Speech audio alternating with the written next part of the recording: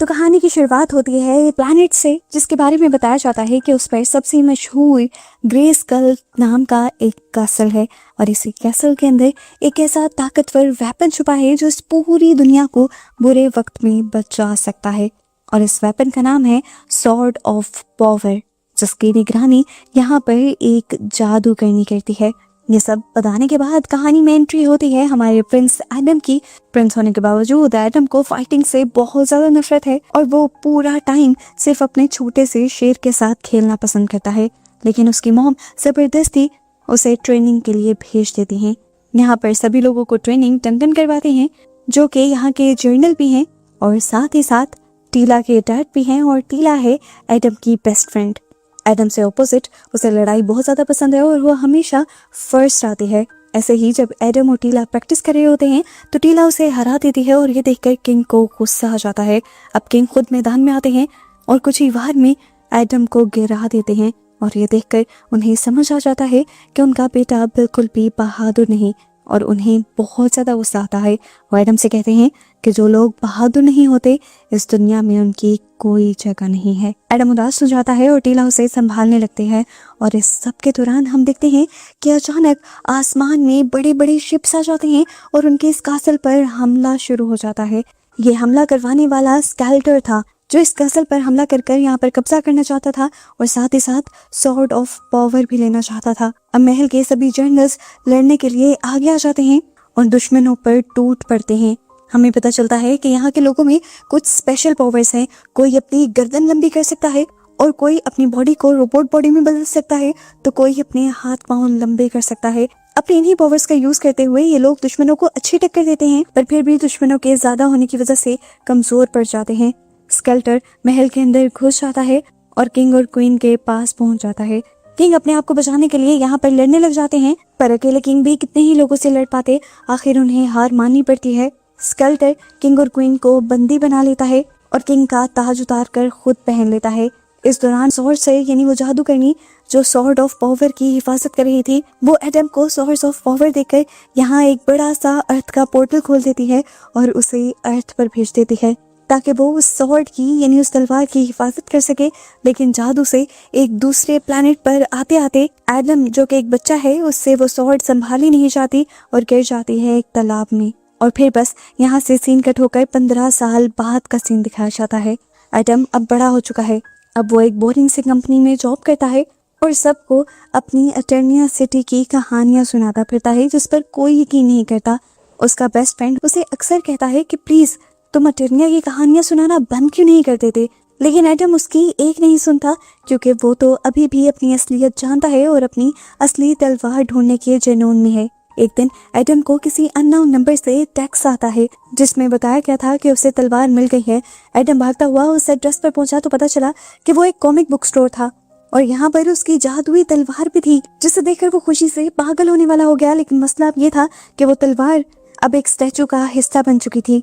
वो उसे निकालने की बहुत कोशिश करता है, यहाँ तक कि वो स्टैचू को अपने ऊपर भी गिरा लेता है और उसकी ये पागल हरकत देखकर सभी लोग उस पर हंसते हैं और कुछ तो उसकी वीडियो भी बना लेते हैं।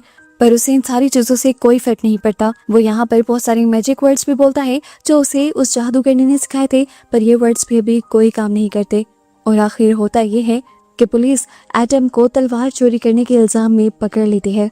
लेकिन हाईवे में अचानक से ट्रैफिक जाम हो जाता है। अभी तो सब कुछ नॉर्मल लग रहा था, पर अगले ही सेकंड एडम बहुत ज्यादा हैरान परेशान हो जाता है क्योंकि उसने देखा था कि बीस्ट मैन ने दुनिया पर हमला कर दिया था और बीस्ट मैन था स्केलेटर का आदमी, उसके दुश्मनों का आदमी। वो यहाँ पुलिस वालों की कार पकड़कर ही एडम पर हमला कर देता है और एडम अपनी तलवार पकड़कर यहाँ से भागने की कोशिश में लग जाता है, पर बीस्ट मैन उस पर उठाकर एक ट्रक मारता है। अब बीस्टमैन एडम को खत्म करने ही वाला था, लेकिन तभी यहाँ पर एक लड़की आ जाती है और वो अपने वेपन्स का इस्तेमाल करते हुए बीस्टमैन से लड़ पड़ती है और बीस्टमैन पर बहुत ज्यादा फायरिंग कर उसे हाईवे से नीचे गिरा देती है। और उसके बाद वो आती है एडम के पास। एडम ये देखकर हैरान हो जाता है कि वो लड़की कोई और नहीं बल्कि उसकी बचपन की दोस्त टीला थी। एडम ने हैरान होकर पूछा, तुम यहाँ कैसे, तुम्हें मेरा कैसे पता चला? तो टीला ने बताया कि मुझे और स्केलेटर दोनों को ही तुम्हारे इस दुनिया में होने का पता चल गया है। जैसे ही तुमने वो तलवार ढूंढी, तलवार ने हमें सिग्नल दे दिए थे अब हमें तेजी से यहाँ से भागना होगा। वो उसे लेकर यहाँ से भाग रही थी पर बीस्टमैन अभी भी उनके पीछे पीछे था। टीला बीस्टमैन को पीछे से हमला करती जा रही थी और जल्दी से वो अब एडम को लेकर अपनी स्पेसशिप के अंदर बैठ जाती है। यहाँ सारे इंसान हैरानी से इस स्पेसशिप को देखते रह जाते हैं और बीस्टमैन भी इस स्पेसशिप को पकड़ने की कोशिश करता है, लेकिन उससे पहले ही टीला स्पेसशिप के दरवाजे बंद करने में कामयाब हो जाती है और स्पेसशिप को लेकर यहाँ से निकल जाते हैं। एडम बहुत ज्यादा खुश था। सालों बाद वो अपनी असली दुनिया में वापस जा रहा था, लेकिन यहाँ जाकर उसकी सारी खुशी मलयामेट हो गई क्योंकि अब उसने देखा कि उसका प्यारा शहर एटरनोस अब खंडर बन चुका था। ये लोग तो अपने कासल में भी नहीं गए क्योंकि वहां पर स्केलेटर का कब्जा था। टीला एडम को लेकर एक सीक्रेट अंडरग्राउंड बेस में ले जाती है। यहाँ आकर वो एडम को बताते हैं कि हालात सिर्फ इतने ही नहीं बिगड़े, हालात यहाँ तक बिगड़ चुके हैं कि कासल को वापस अपने कब्जे में लेना भी बहुत बड़ा काम लग रहा है, क्योंकि अब उसके डैड जो कि जनरल थे और ये सारा काम कर सकते थे वो भी अल्कोहलिक बन चुके हैं और एडम के तो मॉम डैड का आज तक कुछ पता ही नहीं। इस टाइम एडम के इस बेस के अंदर आते ही ये सारे लोग एडम से लड़ने लग जाते हैं क्योंकि वो एडम पर ट्रस्ट नहीं कर रहे थे। उनकी उठपटांग की हरकतों को देखकर टीला उनको एक सेल में बंद कर देती है और इसी दौरान हमें पता चलता है कि जब एडम को यहाँ लाया जा रहा था तब स्केलेटर का एक स्पाई इनके ऊपर नजर रखे हुए था। एडम के यहाँ आने की वजह से उन्हें इनके सीक्रेट बेस का भी पता चल जाता है और कुछ ही देर में स्केलेटर इनकी आर्मी बेस पर अटैक करवा देता है। बेस पर हुए अटैक को देखकर ये रोबोट जल्दी से ये सेल तोड़ देता है और सभी वॉरियर्स बाहर निकल आते हैं और इन सारे दुश्मनों से लड़ने लग जाते हैं। अब तो एटम भी इनसे लड़ने के लिए आगे बढ़ा था, लेकिन वो बहुत ही खतरनाक दुश्मनों के हाथ लग गया और दुश्मनों ने एक ही मिनट में उसे पकड़कर यूं फेंका जैसे वो कोई सूखा पत्ता हो। एडम ये देखकर टूट गया कि वो आज भी लड़ नहीं सकता था और कुछ कर नहीं सकता था। वो यहाँ पर ना उम्मीद होने ही वाला था कि टीला ने चिल्लाकर उसे कहा, एटम अपनी तलवार की पावर्स को यूज करो। ये सुनकर एटम ने फौरन तलवार उठाई और उसे आसमान की तरफ करते हुए जोर से बोला, ग्रेस्कल की पावर से इस तलवार में ताकत आ जाए। और यहाँ पर इस सब के बाद बस मानो एकदम से जादू हो गया। एक जबरदस्त सी बिजली कड़की जो जाकर उस तलवार में लगी और उस तलवार ने एडम को एक जाइंट मस्कुलर पावरफुल वॉरियर में बदल दिया। और अब अपनी इन्हीं पावर का इस्तेमाल करते हुए वो सबसे ताकतवर दुश्मन ट्रैपजॉ के पास गया और उसने उससे लड़ना शुरू कर दिया। उसने पहले तो ट्रैपजॉ को उठाकर दूर गिराया और फिर जब ट्रैपजॉ ने उसके ऊपर अपनी गोलियों से हमला करना शुरू किया तो उसने अपने हाथ पर लगे आर्मर से उन गोलियों के वार को रोक दिया और फिर उसके करीब आकर उसका रोबोट वाला हाथ तोड़ दिया और फिर उसी के इस हाथ से उसकी सारे दुश्मनों को गोलियां मार दी और आखिरकार वो अपनी तलवार लेकर बच गया। स्केलेटर जो दूर से ये सब देख रहा था गुस्से से वो पागल हो गया। पहले उसने बीस्टमैन को तलवार लेने भेजा, वो ना तलवार ला पाया और फिर अब ये आर्मी भी उसकी तलवार ना ला पाई, इसीलिए गुस्से में उसने बीस्टमैन के साथ साथ सबको जलाकर सजा दी और फिर दोबारा से उन सबको एडम के पीछे भेज दिया जो अब टीला के जहाज में बैठकर यहाँ से कहीं दूर निकल चुका था और यहाँ पीछे से स्केलेटर बाकी वॉरियर्स को भी कैद कर चुका था। इधर हमें दिखाया गया कि टीला की शिप के पीछे भी बहुत सारे स्केलेटर के आदमी थे जिन्होंने टीला की शिप पर हमला करके उसकी शिप को काफी ज्यादा डैमेज कर दिया था। शिप से कंट्रोल खोती हुई टीला अब एडम से कहती है कि पीछे एक एयर बाइक है, उसे लो और यहाँ से निकल जाओ। पहले तो उसे एयर बाइक चलानी नहीं आई, लेकिन जब उसने इस पर कंट्रोल पाया तो यहाँ से निकलकर काफी दुश्मनों पर हमला करने की कोशिश की, लेकिन वो लड़ाई में अभी इतना ज्यादा तेज नहीं हुआ था। काफी सारे दुश्मनों ने उसको बहुत ज्यादा टफ टाइम दिया, जबकि यहाँ पर टीला भी अपने टूटे हुए शिप के पंखों से ही काफी सारे दुश्मनों के जहाज गिराती रही। यहाँ पर दुश्मन ने एडम के बाइक को भी नुकसान पहुंचा दिया और एडम जब बाइक से गिरने ही लगा तो उसने दुश्मन की शिप के ऊपर जंप कर दी और उसके बाद उसकी फ्रंट विंडो को तोड़ते हुए उसने दुश्मन को पकड़कर बाहर गिराया और खुद इस शिप का कंट्रोल ले लिया। पीछे से टीला की शिप के अंदर उसके डैड भी थे जो काफी देर बाद अपने नशे की वजह से होश में आए, तो ये सारी जंग देखकर उन्होंने भी जंग में हिस्सा लेने का फैसला किया और जब उन्होंने बाहर देखा तो पाया कि एडम के पीछे एक और दुश्मन का शिप लगा हुआ है। वो यहाँ पर एडम को सिग्नल दे रहे थे बचने का और एडम उन्हें हाय करता रहा। खैर वो तो किस्मत अच्छी थी कि एडम ने एंड टाइम पर उस शिप को गिरा दिया और खुद भी इस शिप के तबाह होने से कहीं दूर गिर गया। आखिर टीला की शिप भी बिल्कुल तबाह होकर नीचे गिर गई, लेकिन इस टाइम खुशी की बात ये थी कि सारे दुश्मन उनके मारे जा चुके थे। टीला की तबाह हुई शिप में से उन्हें एक बॉक्स मिला था जिसमें उनका आर्मर था। इस आर्मर को देखकर उनके पुराने वाले जज्बात जाग गए और उन्होंने भी अपने आप को जंग के लिए तैयार कर लिया। अब क्योंकि टीला और एडम की अलग-अलग जगह पर क्रैश लैंडिंग हुई थी, इसीलिए टीला एडम को ढूंढने के लिए निकल गई, जबकि दूसरी तरफ हमें दिखाया गया कि अब एडम को भी होश आ गया था। उसकी तलवार उसके हाथ से दूर जा गिरी थी और जब वो तलवार को ढूंढ रहा था तब उसे एक परिंदा दिखाई दिया। वो परिंदा जाकर उसकी तलवार पर बैठ गया और उसके दिल में उस जादूगरनी की आवाज आई जिसने उसे इस प्लैनेट पर दोबारा अमन कायम करने को कहा। इतनी ही देर में यहाँ पर इनके सामने स्केलेटर का एक होलोग्राम आ जाता है और स्केलेटर इनको धमकाता है कि आकर वो सॉर्ड ऑफ पावर मुझे दे जाओ, नहीं तो तुम्हारे मॉम और डैड को मैं मार डालूंगा। ये बात सुनते ही अब एडम के दिल में लड़ने की चाह जाग जाती है। अपने मॉम डैड को बचाने के लिए वो कुछ भी करने को तैयार हो जाता है, जबकि टीला उससे कहती है कि हो सकता है ये स्केलेटर का एक ट्रैप हो, क्योंकि इतने साल हो गए हैं हमने किंग और क्वीन की कोई खबर नहीं सुनी। लेकिन एडम को कहीं ना कहीं यकीन था कि स्केलेटर सच बोल रहा था, क्योंकि उसके अंदर की फीलिंग कह रही थी कि उसके मॉम डैड अभी तक जिंदा हैं। अब ये लोग अपनी खुफिया बेस के अंदर जाते हैं और एडम अपनी अच्छी स्पीच से सभी वॉरियर्स को लड़ने के लिए तैयार कर लेता है और सबके अंदर ये जज्बा जगा देता है कि अब दोबारा से ये टॉर्नोस शहर उनका हो सकता है। इसी लालच में सब तैयार हुए निकल जाते हैं स्नेक माउंटेन के लिए। यहाँ आते ही डंकन एडम और टीला से कहते हैं कि तुम लोग अंदर जाओ, अंदर सब कुछ संभालो, मैं यहाँ बाहर से आने वाले सारे दुश्मनों को संभालता हूँ। बाहर से आने वाले दुश्मन भी कम थोड़ी थे, वो भी बहुत ज्यादा थे, पर डंकन उन सब से बहादुरी से लड़ रहा था और यहाँ पर डंकन के साथ डंकन का एक रोबोट भी था। जबकि अब अंदर हमें दिखाया गया कि एडम अपनी नई पावरफुल हालत में गया था। इस टाइम वो यहाँ पर आने वाले सभी मुश्किल से मुश्किल मॉन्स्टर्स को ऐसे मार रहा था जैसे वो गाजर मूली हो। यहाँ तक कि वो खतरनाक मॉन्स्टर्स जिन पर स्केलेटर को ऐसा बिलीव था कि ये कभी हार नहीं सकते, एडम उन्हीं को उठाते हुए अपना हथियार बनाते हुए बाकी लोगों को यहाँ पर मारने लग जाता है। और इससे पहले कि अब वो सबको मारकर स्केलेटर को भी मार देता, स्केलेटर उसके सामने उसके डैड को ले आते हैं और यहाँ पर एडम 1 मिनट के लिए रुकता है। इतने साल बाद वो अपने डैड को देख रहा था और यहाँ किंग भी अपने बेटे को ऐसा लड़ते देखकर बहुत ज़्यादा फख्र महसूस कर रहे थे और उन्हें अफसोस था उस दिन के लिए जिस दिन उन्होंने सबके सामने अपने बेटे की बेइज्जती की थी। खैर, यहाँ पर स्केलेटर एडम से कहता है कि वो तलवार मुझे दे दो, नहीं तो मैं तुम्हारे डैड को मार डालूंगा। एडम जब वो तलवार नहीं देता तो यहाँ पर दोबारा लड़ाई शुरू हो जाती है और इस सारी लड़ाई के चक्कर में ये केव बुरी तरह हिलने लग जाती है। केव के ऊपर से पत्थर टूटकर नीचे गिर जाते हैं और किंग उन्हीं में दब जाते हैं। एडम सारी लड़ाई छोड़कर अपने डैड के पास पहुंचता है और मलबे में से जल्दी से अपने डैड को निकालता है, लेकिन अब अफसोस कि वो अपनी आखिरी सांसें ले रहे थे। आखिरी सांसों में वो अपने बेटे की तारीफ करते हैं और उससे माफ़ी भी मांग लेते हैं। अपने डैड के मुंह से तारीफ सुनकर एडम की भी हिम्मत दुगनी हो जाती है और उसे बहुत अच्छा लगता है। इससे पहले कि वो भी अपने डैड को कुछ कह पाता, यहाँ पर किंग अपनी सांसें तोड़ देते हैं और इसके साथ साथ यहाँ एडम भी टूट जाता है। इस टाइम जब एडम अपने डैड के दुख में था, पीछे से स्केलेटर मौका पाकर एडम के ऊपर ऐसा वार करता है कि एडम बेहोश हो जाता है और उसके बाद एडम के साथ यहाँ उसके आए सभी वॉरियर्स को बंदी बना लिया जाता है। कुछ देर बाद एडम जब होश में आया तो वो अपने नॉर्मल इंसानी रूप में था और उसके सामने उसकी मॉम क्वीन मर्लिना थी। एडम अपनी मॉम को देखकर बहुत ज़्यादा खुश हुआ।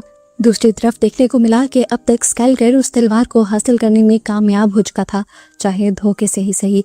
वो अब इस तलवार की ताकत को अपने अंदर लाना चाहता था, लेकिन सही लफ्ज़ बोलने के बावजूद भी वो तलवार एक्टिवेट नहीं हो रही थी। ये देखकर स्केलेटर को बहुत ज़्यादा गुस्सा आ जाता है और वो अपनी ईवल विच को, यानी बुरी जादूगरनी को गले से पकड़ लेता है और कहता है, ये मुझ पर काम क्यों नहीं कर रही? तुमने मुझसे झूठ तो नहीं बोला था? उस जादूगरनी को भी अपनी जान के लाले पड़ जाते हैं और वो यहाँ स्केलेटर से कहती है, प्लीज़ मुझे छोड़ दो, मैं तुम्हारे लिए एक ऐसा रिचुअल कर सकती हूँ जिससे ये तलवार का जादू तुम्हारे अंदर आ जाएगा।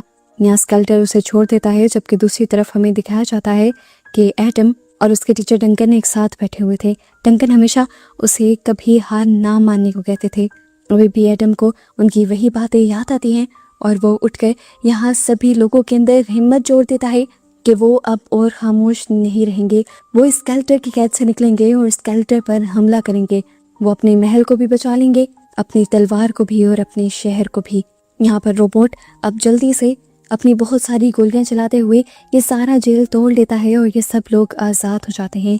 ये लोग अब स्केलेटर के ही जहाज़ लेकर निकल जाते हैं स्केलेटर के ही लोगों से लड़ने के लिए। और सबसे पहले इनका सामना हो जाता है ट्रैपजॉ से, जिसको पहले भी ये लोग हरा नहीं पाए। ट्रैपजॉ का सामना करने बैठ जाते हैं डंकन। इधर हमें स्केलेटर को दिखाया जाता है जो भी अब वो तलवार लेकर कसल ग्रेस्कल पहुंच गया था, जो कि किंग और क्वीन का कसल था। यहाँ वो उस तलवार को उसकी असली जगह पर रखकर वहां पर रिचुअल कर उसकी सारी ताकत लेना चाहता था, लेकिन इससे पहले कि वो ऐसा कुछ कर पाता, ठीक वक्त पर यहाँ एडम पहुंच जाता है और उस तलवार को उस जगह पर रखने से पहले ही पकड़ लेता है। दूसरी तरफ हमें अब सारे वॉरियर्स को दिखाया जाता है जो ग्रेस्कल के लोगों से लड़ रहे थे। वहाँ मिस्टर बीस्ट भी अब सबको तबाह करता करता कासल के अंदर आ जाता है और वो जब एडम पर हमला करने ही वाला होता है तो एडम का वो छोटा सा शेर जो कि अब बड़ा हो चुका था, वो उसके ऊपर हमला कर देता है और आखिर उसे मार डालता है। अभी एडम अपनी तलवार की ताकतों को एक्टिवेट कर नहीं पाता कि स्केलेटर उसे कमजोर बनाने लग जाता है।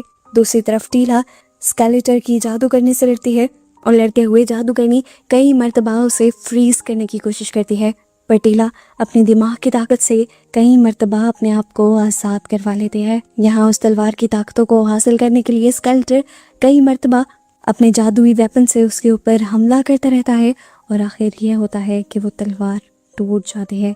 ये देखकर स्केलेटर जोर जोर से हंसने लग जाता है और कहता है, अरे मैं तो समझा था कि ये सबसे ताकतवर तलवार है, पर ये तो मेरे कुछ ही वार से टूट गई। तलवार को टूटा हुआ देखकर अब एडम भी टूट गया था, लेकिन एडम ने जो स्केलेटर के सामने खड़े होने की जुर्रत दिखाई थी, स्केलेटर अब उससे उन सारी चीज़ों का भी बदला लेने वाला था। वो एडम के सर पर हाथ रखता है और उसे उसकी वो सारी पेनफुल मेमोरीज दिखाने लग जाता है जो दुनिया में उसने सही थी, और उन सारी मेमोरीज में खुद जा जाकर उसे टॉर्चर करता है। कभी वो जिम में आ जाता है तो कभी उसके ऑफिस में, और कभी वो उसे लाकर उसके घर पर पटक देता है। घर पर एडम अपनी बनाई ड्राइंग्स देखता है और उसे उन्हीं ड्राइंग्स में उस जादूगरनी की ड्राइंग दिखती है, और तभी उसके रूम में वही परिंदा आ जाता है जिस परिंदे को उसने पहले भी अपनी तलवार के ऊपर देखा था। उसे एक मर्तबा एहसास हुआ था कि ये परिंदा जादूगरनी है, लेकिन अब जब ये जादूगरनी उस परिंदे से अपनी असली रूप में आती है तो एडम को अपनी सोच पर यकीन भी आ जाता है। वो जादूगरनी यहाँ एडम को बताती है कि असल में उस तलवार के अंदर कोई ताकत नहीं थी, ताकत उन लफ्ज़ों में थी जो तुम बोला करते थे। तुम्हारे अंदर ताकत तब आया करती थी जब तुम कहते थे कि मेरे अंदर ताकत है, और बस तुम्हें अपनी उसी पावर को बाहर निकालना है। यही चीज़ें याद कर कर एडम जल्दी से अपनी असली दुनिया में यानी हकीकत में वापस आ जाता है और अपनी तलवार को भी अपने पेट से बाहर निकाल लेता है, जो कमज़ोर होने के बाद स्केलेटर ने उसके पेट में स्टैब कर दी थी। तलवार को बाहर निकालकर वो आसमान की तरफ ऊंचा करता है और दोबारा बोलता है कि मेरे अंदर ताकत है। उसके ये कहते ही ये तलवार जुड़ने लग जाती है और स्केलेटर ये देखकर पागल हो जाता है। अब तो ऐसे लड़ने के लिए एडम को इस तलवार की भी ज़रूरत नहीं रही थी। वो अपनी ही ताकतों से स्केलेटर का मुकाबला करता है और स्केलेटर को पहला ही ऐसा पंच मारता है कि स्केलेटर का जबड़ा हिल जाता है। उसके बाद वो पहले स्केलेटर की खूब धुलाई करता है और फिर स्केलेटर के मैजिकल वेपन के अंदर उस तलवार की ताकत को डालकर इतना बढ़ा देता है कि उस वेपन के साथ साथ स्केलेटर भी फट जाता है और उसका जिस्म राख बनकर रह जाता है। और यहाँ लड़ाई के एंड पर नजर आता है तो उसका टूटा हुआ स्कल, यानी फाइनली एडम अपनी अंदर की ताकत को पहचान गया था और उसी ताकत से उसने ये सारी लड़ाई जीत ली। यहाँ स्केलेटर को हारता देखकर उसकी ईवल जादूगरनी भी चुपके से महल से भाग जाती है और फिर सीन कट होकर फाइनली हमें 6 माह बाद का सीन दिखाया जाता है। एटर्नस अब दोबारा से पहले जैसा आबाद हो गया है। क्वीन मर्लिना यहाँ की दोबारा क्वीन बन चुकी है और सब कुछ पहले जैसा अच्छा हो गया है। अब यहाँ एडम अपने हुक्म पर हुसैन को यानी अपने दोस्त को अर्थ से एटर्निया बुलाता है ताकि वो उसे यकीन दिला सके कि जो कहानियाँ वो उसे एटर्निया की सुनाया करता था वो फेक नहीं होती थी। हुसैन भी यहाँ आकर सब कुछ देखकर बहुत ज़्यादा शॉक रह जाता है और एडम भी अपने दोस्त से मिलकर खुश हो जाता है। खैर अब एडम की ज़िंदगी इसी तरह बेहतर तरीके से आगे बढ़ती रहती है और एक दिन टीला एडम के पास आकर पूछती है, तो फिर क्या सोचा तुमने तुम्हारे इस नए सुपर वॉरियर रूप का कोई नाम रखा जाए। एडम यहाँ पर थोड़ा सा हंसता है और बताता है कि उसने नाम सोच लिया है और वो है हे मैन। और ऐसे ही उसकी हिम्मत और उसे दिखाते हुए ये मूवी यहाँ ख़त्म हो जाती है।